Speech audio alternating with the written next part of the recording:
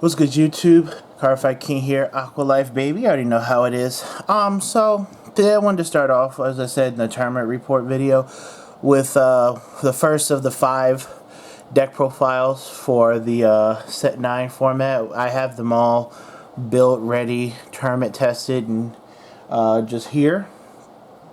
So we're going to be going over Scharhrot today, and then see what we got for the next one. A little bit about Scharhrot. Scharhrot's kind of a, more or less, I want to say it's a simple deck to play. Somewhat, not really, I shouldn't say simple. Scharhrot is a deck where you have one play, but it does the play really well, or rather it has like really one optimal play, I guess you could say.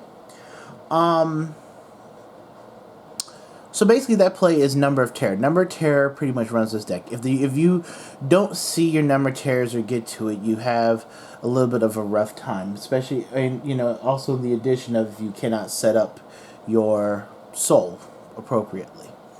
So there is that. Other than that, the deck is, pretty solid, consistent.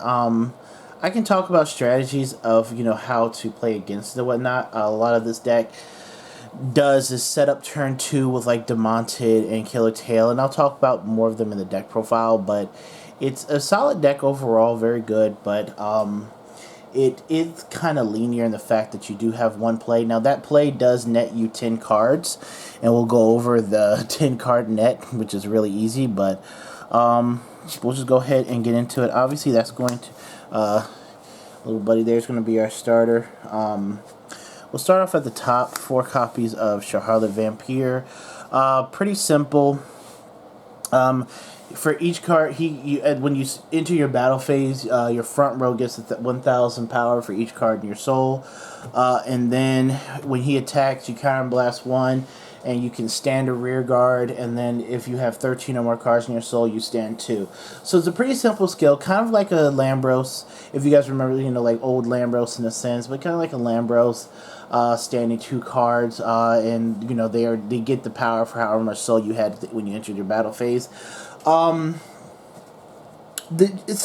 he creates 4 to 5 attacks in the turn, and this card here, Number of Terror, is the reason why the deck is actually good. I mean, it did have some good results in it, but Number of Terror is literally the engine. It's the best card in this deck. When you call it down to the board, 10 cards or more in soul, he gets 10k power, or if you call him the Guardian Circle with 10 cards, he gets to use a 10k shield. Other than that, when he swings, you put a card from your soul, from your field into the soul, and you draw 2 cards. So you swing with them, you drop 2 copies on the board, swing with each of them twice, basically sucking up the back row, and then sucking, and one sucks in the other Number of Terror. And in addition to your drive check, you get 4 cards from each Number of Terror, and then 2 from him. That you net 10 cards in the turn. Very simple. Block everything, go into your next turn. If your opponent survived, go into your next turn, and essentially you're looking in the game. You've sucked up enough cards in your soul, your front row is going to get power, and you're going to be swinging with 5 attacks again.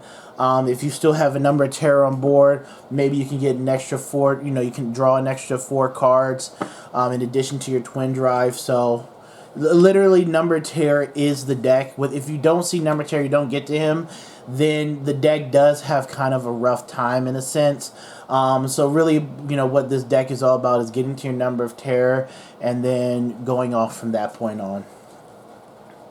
And then to finish off the grade 3s, we play one copy of Gilderay and a copy of Variance Drag Form. So Gilderay is an underwhelming card when we saw him revealed. The reason we saw him revealed because remember how he was during his Stride days. But Gilderay simply is just a card where he can Vanguard, Rearguard, you can counterblast 1, and he can grab you a grade 2 or less from the soul and call it to the Rearguard circle. So that's fine. So he can get you like an Emblem Master, Demonted, Killer Tail, something whatever that is.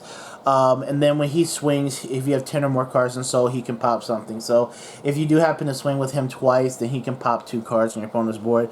So he's just decent overall. He's not great, definitely underwhelming. His skill is definitely underwhelming compared to how much of a force he used to be during the G format. And then Variance Drag Form is another card that we teched in here because, you know, sometimes you need your Scharhrot to hand, or you want to get a kill. You want to get your like a Demonted, Emblem Master, something to hand. So he just puts a card from your damage. So counterblast 1, Vanguard, Rearguard. Put a card from your damage into your soul, and then add a grade 2 or higher to your hand. And he also gives you back your number terrors. So if you're, you know, if you have number terrors in soul, maybe you soul charge them, he puts a card in the soul, puts your number terror back in hand. Then you can call out number of terror and then start going in. So it's a really nice tech card, and you know, I think that yeah, I think that it was just a good addition to the deck personally. He's worked out really well, saved me you know, quite a few times when I had to if I couldn't get to Scharhrot. For the grade 2 lineup, 4 copies of Demonted. So Demonted's a new card, really good card for this deck. I think this card is kind of, you know, other than number terrors, really what kind of saved the deck as far as competitive relevance. Like I said, this deck has a high rate of tops. If you guys saw the results. So when he attacks a grade, if he's on Vanguard Circle and he attacks a grade 2 or greater, he becomes a 14k attacker. But on place, you counterblast 1, soul charge 3, and if you soul charge 1 or more triggers, you get to draw a card. That's just a solid card overall. And you ride him on top of Yellow Bolt, who you'll see in a second. That nets you. That's, you know, you net 5 cards in soul, potential 2. You'll have 7 cards in your soul on your turn 2 ride, and then that comes into discussion of what people don't. And you'll hear me mention this a lot, especially during the Night Rose profile. But damage denial, which I'll make another video on as well. But if this deck does get damage denied, it does hurt. You know, it can hurt their potential to do a lot of the things they want to do with their soul early game. So in riding a vanilla. A vanilla Emblem Master or Demonted really kind of sucks, because especially if you're not guaranteed another one in hand, then it kind of just slows up your soul generation, so you can't. So have a harder time of hitting that soul requirement for the double restand play from Scharhrot on your turn 3. So. You know, if your opponent damages not you, then that's like a good strategy. If they give you a damage, then, you know, you're fine. And the same deal it's the same deal with Emblem Master. Emblem Master can just copy himself or something else, and really just putting 3 cards into the soul. A lot of the times, if you're planning on using Emblem Master, you're gonna call a grade 1 to the board first. If you have to ride him, you're gonna call a grade 1 if you can, just so that you can soul charge that grade 1 instead of himself. Otherwise, you just soul charge himself.